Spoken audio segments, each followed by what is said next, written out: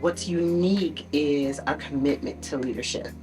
And that's woven throughout every program of Nehemiah. But how it's unique to K-12 specifically is I feel that it is my mission and my goal to help young people see themselves as leaders. Like, that's first and foremost. Can you see yourself as a leader? Can you see yourself as a positive force? Can you show up, in a healed and healthy place? And so when we build relationships with students, that's our first agenda, to the whole person, to the whole student. Can we impact how you see yourself? Can we transform the face of leadership in the individual first? So yeah, I did the after school, did the summer ACE programs as well. And for me, it was just getting together with other people that looked like me and gotten a chance to just kind of connect it. We are in Madison. In Madison, there's not many Black spaces. There's not many safe spaces to be just authentically Black or African American person here.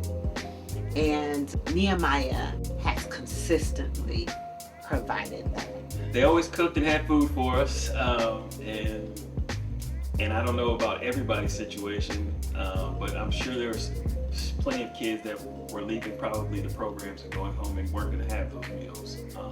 I luckily wasn't one of those, but that was always a highlight. It is so important to be able to feel like you belong. It is so important to be able to feel like you're authentically cared for. For me, it would probably be just the connection to males. I came from a single parent home. I had uncles, but they had lives and were doing a million things. But just being able to have those consistent male figures around, Kevin Ivanko, Alex G, they've got their own families that they've got to take care of and worry about. But them to still care and worry and want to make sure that the people that they're serving or the youth that they were serving was well taken care of, supported, and felt involved and included. For me, it's just something that has always stuck with me, and when I ended up doing some of the things that I've done, like creating mentoring programs, that was huge for me, was to make sure I gave back to my community. I met Jamaal as an adult father, and I know his kids, and I know his family. And so when ACE started, Jamaal and his family signed the kids up for ACE. And so those young ladies who are now I believe they're now in middle and high school, they came and they were a wonderful part of ACE. I could have never paid myself 10 years ago to think that I'd be doing half the stuff that I'm doing, or half the stuff that I've done. I wrote a book. Couldn't have paid me to think that I would have ever wrote a book. Not at all. I wrote it. I've actually turned it into a part of my workshop series where individuals, when they go through it, usually get the book as well. And then the latest thing, I'm actually a college professor. I'm teaching a class, Introduction to Special Education. I never had a desire to teach college. I do believe that some of the confidence, which I still struggle with, wouldn't be where it is without certain people that I've known since I was a child still telling me like, hey, you're capable, you can do. I don't even know if it's a thing where another agency in Madison can say, I participated in this program when I was a little boy, and now my kids are participating in the program, and they love it the same way that I did. It was a kid that was in the library just going bananas, like throwing books and talking crazy to the librarian, and nobody was really intervening or interacting outside of just kind of like watching or just walking through the library, keep going and ignoring it.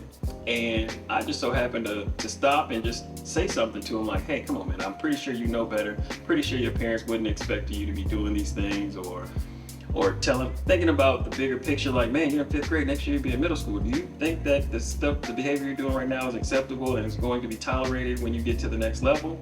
And it was like an eye-opening experience for him, because one, he just looked at me and was like, first he was like, who are you and why are you talking to me? Then when it started listening to the information that I was giving him, it changed his whole body language, demeanor, and he calmed down. And once he calmed down, me and my daughter kept walking and going to what we needed to do. And she asked me, why did you say something to him? Nobody else did. That's not your business. And I told her, I said, because if I don't say anything to him, nobody will.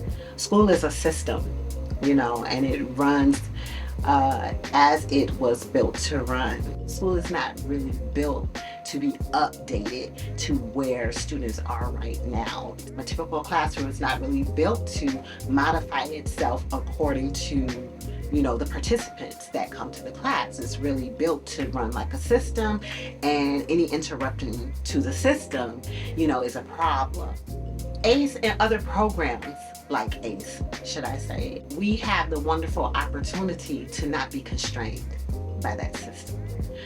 We have the wonderful opportunity, in even being a smaller agency, to be able to see every student that comes through our doors. Nehemiah offers relationships in a way that it just keeps giving, over time.